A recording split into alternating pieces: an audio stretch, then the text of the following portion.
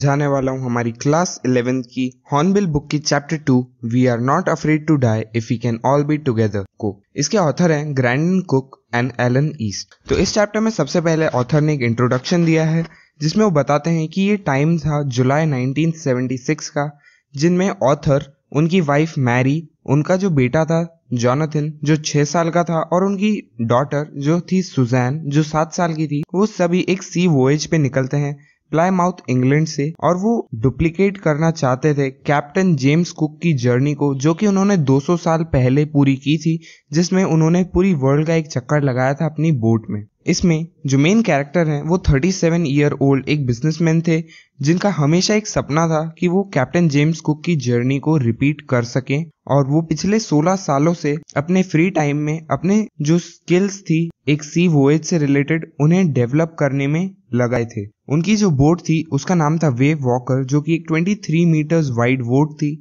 और उस बोट का वेट 30 टन्स था और वो पूरी वुड से बनी हुई थी और बहुत ही प्रोफेशनली बनी हुई थी, और उन्होंने खुद उस पे काफी महीनों तक काम किया था उसकी फिटिंग पर और उसे टेस्ट करने में कुछ रफेस्ट वेदर्स में जो उन्हें आसपास मिलती थी। अब ऑथर डिस्क्राइब करते हैं अपनी जर्नी को, जिसमें वो बताते हैं कि उन्होंने प्लान किया था कि उनकी जर्नी 3 इयर्स की होगी, और जो जर्नी का फर्स्ट स्टेप था जो कि 1,05,000 किलोमीटर्स का था वो बहुत ही अच्छे से पास हुआ, जिसमें वो वेस्ट कोस्ट ऑफ अफ्रीका से केप टाउन तक गए थे। इसके बाद उन्हें ईस्ट की तरफ जाना था, और ईस्ट में क्योंकि वर्ल्ड्स रफेस्ट सीज आते हैं जो कि है द साउथ इंडियन ओशन, तो उस एरिया को टैकल करने के लिए उन्होंने अपने साथ 2 crewmens American Larry Virgil and Swiss Herb Siegler को ले लिया था। इसके बाद केप टाउन से निकलने के दूसरे दिन से ही उन्हें स्ट्रॉन्ग विंड्स को काउंटर करना पड़ रहा था, और अगले कुछ हफ्तों तक ऐसी ही बहुत ही तेज विंड्स चलती रही थी। पर ऑथर बताते हैं कि ऐसी स्ट्रॉन्ग विंड्स उनकी चिंता का कारण नहीं थी, बल्कि जो साइज ऑफ वेव्स थी वो बहुत ही बढ़ चुकी थी, वो एक्चुअल में उनकी चिंता का कारण बन रही थी, क्योंकि वो 15 मीटर से भी ज्यादा ऊंची जा रही थी जो कि एक्चुअल में उनके मेन मास्ट से भी ज्यादा था। मेन मास्ट एक बोट का जो सेंटर पोल होता है वो होता है। इसके बाद ऑथर बताते हैं कि दिसंबर 25 को जब वो 3,500 किलोमीटर ईस्ट आ चुके थे केप टाउन से, तभी जो वेदर थी वो बहुत खराब हो चुकी थी, पर फिर भी उनकी जो हॉलीडे थी वो बहुत ही अच्छी जा रही थी। 25 दिसंबर को मतलब क्रिसमस के दिन उन्होंने क्रिसमस ट्री भी लगाया था, और उसके बाद जब न्यू ईयर डे आया तब वेदर में कोई भी इम्प्रूवमेंट्स नहीं थे। वेदर चेंज जरूर हो रही थी पर और खराब होने के लिए। इसके बाद ऑथर बताते हैं कि जो जनवरी 2 था तब वेव्स की साइज बहुत ही ज्यादा बढ़ चुकी थी, और फिर उन्होंने अपने जो सारे स्टॉर्म जिब्स होते हैं उसको उन्होंने हटा दिया था और सिर्फ एक स्मॉल स्टॉर्म जिब ही लगा हुआ था। फिर भी विंड्स इतनी फास्ट थी कि वो फिर भी 8 नॉट्स की स्पीड से आगे बढ़ रहे थे। जो शिप थी वो कंटिन्यूसली वेव्स के ऊपर जा रही थी, और जब वो वेव्स के ऊपर जा रही थी तब उन्हें बहुत ही वास्ट एनॉर्मस ओशन को देखने को मिल रहा था जो कि कंटिन्यूसली उनकी तरफ आ रहा था, और जो विंड थी वो इतनी तेज थी कि उनके कानों में दर्द हो रहा था उस विंड की आवाज से। और अब बोट की स्पीड को स्लो डाउन करने के लिए वो अपने आखिरी स्टॉर्म जिब को भी हटा देते हैं, और इसके बाद वो कुछ हेवी रोप से पूरे स्टर्न के एरिया को सराउंड लूप से कर देते हैं ताकि उसे स्ट्रेंथ मिल सके। स्टर्न का मतलब होता है rear part of the ship. इसके बाद वो सभी चीजों को डबल लैश कर देते हैं, मतलब अच्छे से बांध देते हैं, और उसके बाद वो अपने लाइफ राफ्ट ड्रिल को भी चेक कर लेते हैं, और जो लाइफ लाइन्स होती है मतलब जो रोप्स होती है उसको अपने आप से अटैच कर लेते हैं ताकि बाद में कुछ ज्यादा दिक्कत नहीं हो, और साथ ही में वो लाइफ जैकेट्स भी पहन लेते हैं और फिर इंतजार करने लगते हैं। इसके बाद आता है फर्स्ट डिजास्टर, जिसमें शाम के 6 बजे बिल्कुल सन्नाटा हो जाता है, विंड स्पीड बहुत गिर जाती है और जो स्काई होता है वो बिल्कुल डार्क हो जाता है। तभी उन्हें दिखता है कि उनकी तरफ एक बहुत बड़ा क्लाउड आ रहा है, पर जब वो क्लाउड बहुत पास आता है तब उन्हें पता चलता है कि एक्चुअल में वो कोई क्लाउड नहीं है बल्कि एक बहुत ही बड़ी वेव थी जो कि एक्चुअल में डबल थी पुरानी वेव्स के कंपैरिजन में, जो उन्हें बहुत बड़ी लग रही थी, और वो बिल्कुल ही सीधी थी और वो सीधा आके उनकी शिप से टकरा जाती है। पहले तो ऑथर को लगता है कि उनकी शिप जो है वो उस वेव से निकल जाएगी, पर बाद में बहुत ही जोरदार धमाका होता है और उससे उनका डेक पूरी तरीके से टूट जाता है। जो वाटर होता है वो पूरी तरीके से उनकी शिप के अंदर आने लगता है, और जो ऑथर है उनका जो सर है वो सीधा जाके व्हील से टकराता है, जो व्हील होता है डायरेक्शन देने के लिए एक बोट में, और उसके बाद वो सीधा अपनी शिप से बाहर गिर जाते हैं और वेव्स में डूबने लगते हैं। उन्हें लगता है कि उनकी डेथ बहुत ही नजदीक है और वो कॉन्शियसनेस भी लूज करने लगते हैं। तभी एकदम से वो पानी के बाहर आते हैं। जब वो वेव वॉकर से कुछ मीटर्स की दूरी पर होते हैं तभी वो देखते हैं कि जो वेव वॉकर है उसे वेव्स ने पूरी तरीके से कैप्चर कर लिया है और उसका जो मास था वो पूरी तरीके से हॉरिजॉन्टली गिर चुका है। तभी वो वेव्स के कारण जब बोट आगे जा रही होती है तभी उनकी जो लाइफलाइन होती है जो उन्होंने पहले अटैच कर ली थी अपने आप से, वो टाइट हो जाती है और उस लाइफलाइन की हेल्प से वो बोट की तरफ जाते हैं और गार्ड रेल्स के थ्रू वो बोट के अंदर आ जाते हैं। पर क्योंकि अब वेव्स से सारा पानी बोट के अंदर आ रहा होता है तो वो वेव्स के कारण बोट के अंदर ही एक डॉल की तरह इधर से उधर टकरा रहे होते हैं, जिसके कारण उनकी लेफ्ट रिब भी क्रैक हो जाती है। उनका जो मुंह होता है वो पूरी तरीके से खून और टूटे हुए दांतों से भर जाता है। साथ ही में बहुत ही मुश्किल से वो किसी तरीके से एक व्हील को ढूंढते हैं जिससे डायरेक्शन देते हैं वो अपनी बोट को और अगली वेव के लिए अपनी बोट को तैयार करते हैं। पर जब उन्हें फील होता है कि उनके नीचे शिप में पानी भर चुका होता है पर उनकी बिल्कुल भी हिम्मत नहीं होती है जाके चेक करने की, क्योंकि वो व्हील को अकेला नहीं छोड़ सकते थे। तभी सामने वाले डेक से एकदम से जोर से डोर के खुलने की आवाज आती है और वहां से मैरी जो उनकी वाइफ होती है वो आती है और वो जोर से चिल्लाती है कि हम डूब रहे हैं। जो डेक है वो पूरी तरीके से टूट चुका है और अंदर पानी भरता जा रहा है। तभी जो ऑथर होते हैं वो मैरी को कहते हैं कि वो कुछ देर के लिए व्हील को संभालें। तभी वो देखते हैं कि जो लैरी और हर्ब होते हैं जो कि क्रूमेन्स होते हैं वो पागलों की तरह पानी को बाहर फेंक रहे हैं। तभी वो देखते हैं कि जो क्लॉथ्स, क्रोकरी, चार्ट्स, टिन्स और टॉयज जैसी बहुत सारी चीजें पानी में तैर रही थी और बहुत ही मुश्किल से वो अपने बच्चों के कैबिन तक जाते हैं और वहां जाकर पूछते हैं कि क्या वो दोनों ठीक हैं। तभी ऊपर से रिप्लाई आता है ऊपर वाले बंक से कि वो दोनों ठीक हैं, पर सुजैन जो थी उसके सर पर थोड़ी सी चोट आ गई है जिसके कारण उसके सर पर एक बहुत ही बड़ा बम्प आ चुका है उसकी आंख के बिल्कुल ऊपर। पर क्योंकि अभी ऑथर के पास बिल्कुल भी टाइम नहीं है तो फटाफट हैमर, स्क्रूज और कैनवस जैसी चीजें ढूंढते हैं और फटाफट जो स्टारबोर्ड का साइड है जो पूरी तरीके से टूट चुका है उसे रिपेयर करने की कोशिश करते हैं ताकि हर वेव के साथ अंदर पानी नहीं आए। और क्योंकि अगर वो उसे रिपेयर नहीं करते हैं क्योंकि काफी सारा पानी अंदर आ जाएगा तो उनकी बोट डूबने की कगार पर आ जाएगी। पर किसी तरीके से वो मैनेज करते हैं स्टारबोर्ड के साइड पर एक कैनवस को स्ट्रेच करना और उसे वाटरप्रूफ कर लेते हैं ताकि वो जो स्टारबोर्ड का साइड है उसके जो सारे होल्स हैं और जो साइड टूट चुका है वो उसे वाटरप्रूफ कर सकें। और इस तरीके से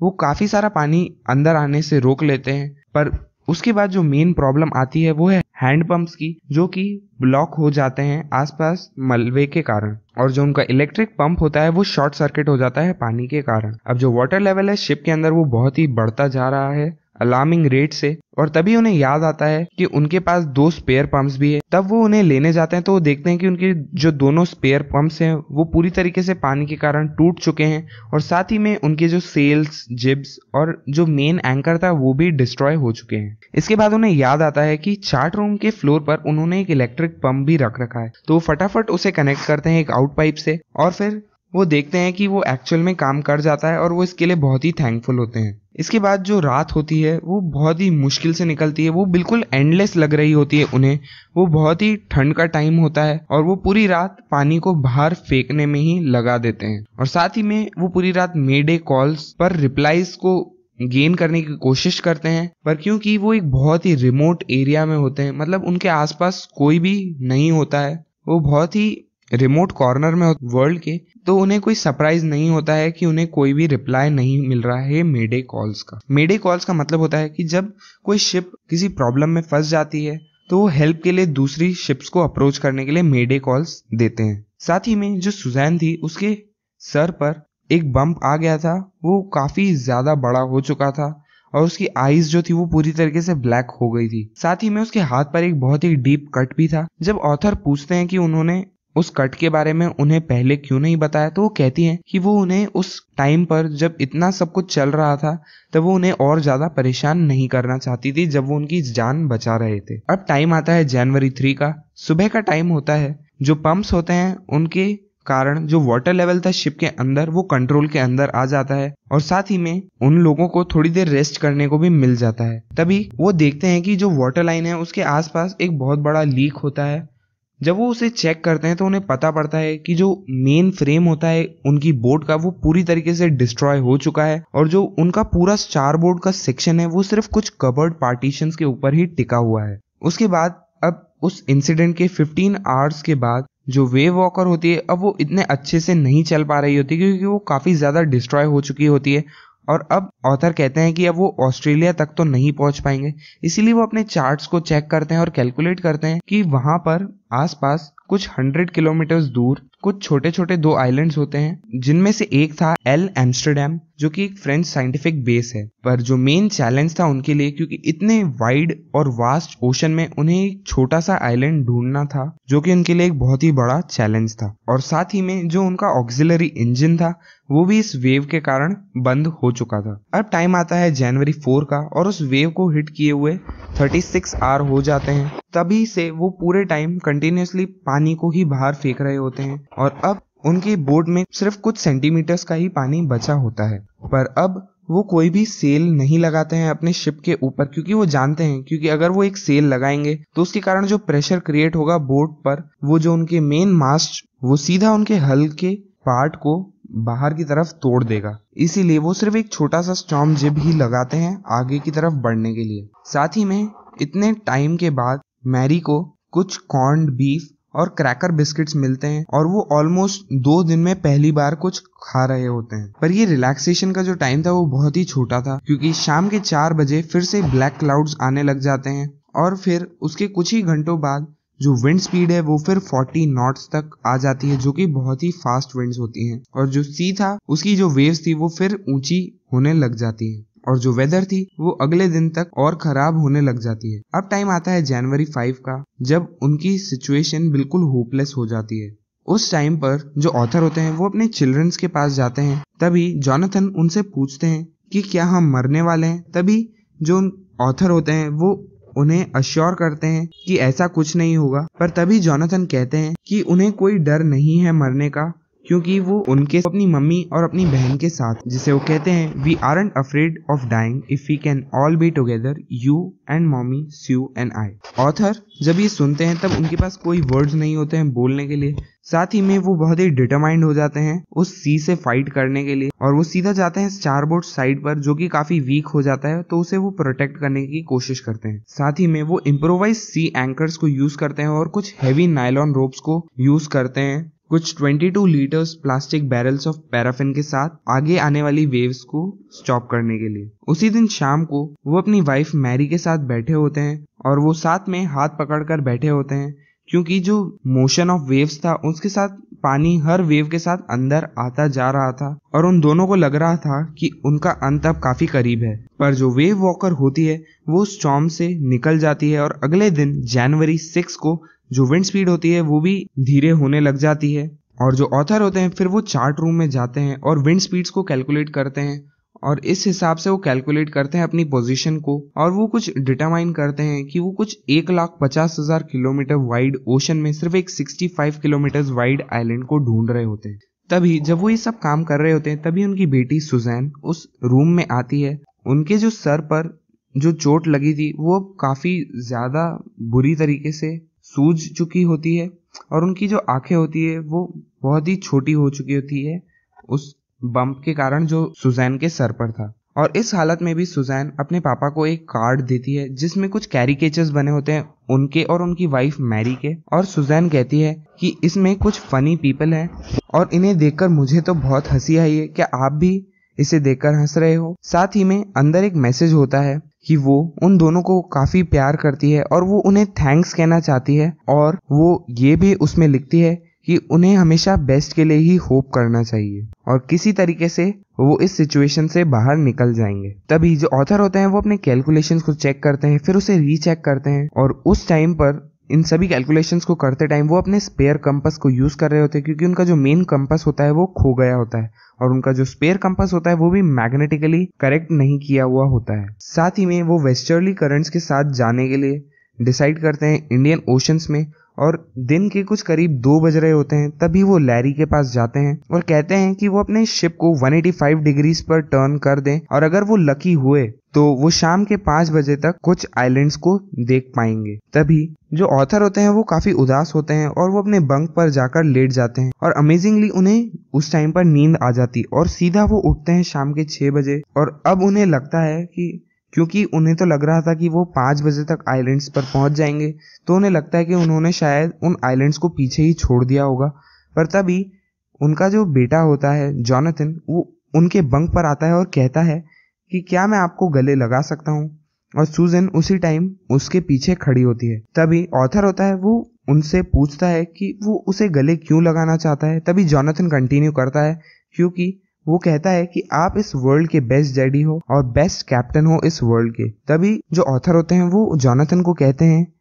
कि पर शायद आज मैं बेस्ट कैप्टन नहीं हूँ, क्योंकि शायद हमने उन आइलैंड्स को पीछे ही छोड़ दिया है। पर तभी सूजन कहती है एक फैक्टफुल वॉइस में कि हमें आइलैंड्स मिल गए हैं। तभी ऑथर बहुत ही खुश हो जाते हैं और वो सीधा बाहर जाकर देखते हैं कि जो आइलैंड था वो सीधा उनकी शिप के सामने था, और वो आइलैंड उन्हें इतना बड़ा दिख रहा था जैसे कि कोई बैटल शिप हो। और उस टाइम उन्हें सिर्फ एक आउटलाइन दिख रही थी एल एम्स्टरडैम की, जो कि एक वॉल्केनिक रॉक का एक छोटा सा पीस है, और उस पर बहुत ही थोड़ी सी वेजिटेशन भी थी। पर क्योंकि वो इतने टाइम से उस ओशन में ही घूम रहे थे और इतने टाइम बाद वो किसी लैंड के पीस को देखते हैं, तो वो उसे सबसे ब्यूटीफुल आइलैंड लगता है इस वर्ल्ड का। तो उस रात वो ऑफशोर ही रुकते हैं और अगले दिन सुबह वो उस आइलैंड पर उतरते हैं। तभी उस आइलैंड के पूरे 28 इनहैबिटेंट्स उन्हें हेल्प करते हैं शोर पर आने के लिए। जब ऑथर अपने पैरों के नीचे इतने टाइम बाद जमीन को देखते हैं,